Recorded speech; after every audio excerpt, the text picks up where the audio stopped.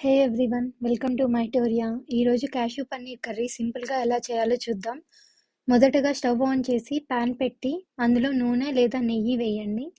నూనె వేడయ్యాక సన్నగా తరిగిన ఉల్లిపాయలు, పసుపు వేసి అవి గోల్డెన్ బ్రౌన్ అయ్యే వరకు బాగా వేయించాలి. మీరు వేసుకుంటే అల్లం వెల్లుల్లి పేస్ట్ వేసి పచ్చివాసన పోయే వరకు వేయించండి. ఇప్పుడు ప్యూరీ చేసుకున్న టొమాటోలను వేసి కలిపి మూత పెట్టండి.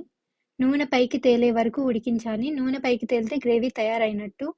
తర్వాత ముందుగా కట్ చేసుకున్న పన్నీర్ ముక్కలు వేసి కారం బాగా కలపండి. ఆ పన్నీర్ ముక్కలకి ఆ గ్రేవీ మొత్తం పట్టాలి. ఇప్పుడు కారం, ధనియాల పొడి, జీలకర్ర పొడి వేసి బాగా కలపండి. అండ్ ఈ టైంలోనే కొంచెం తగినంత ఉప్పు కూడా వేసుకోండి. తర్వాత ఒక కప్పు నీళ్లు పోసి గ్రేవీని ఒక్కసారి పొంగనివ్వండి.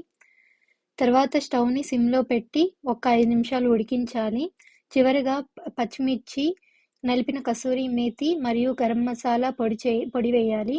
దీనివల్ల మంచి రెస్టారెంట్ టేస్ట్ వస్తుంది.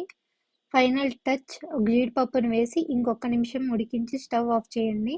అంతే, వేడివేడిగా రోటీ లేదా రైస్తో తింటే చాలా బాగుంటుంది. తప్పకుండా ట్రై చేయండి. Thank you.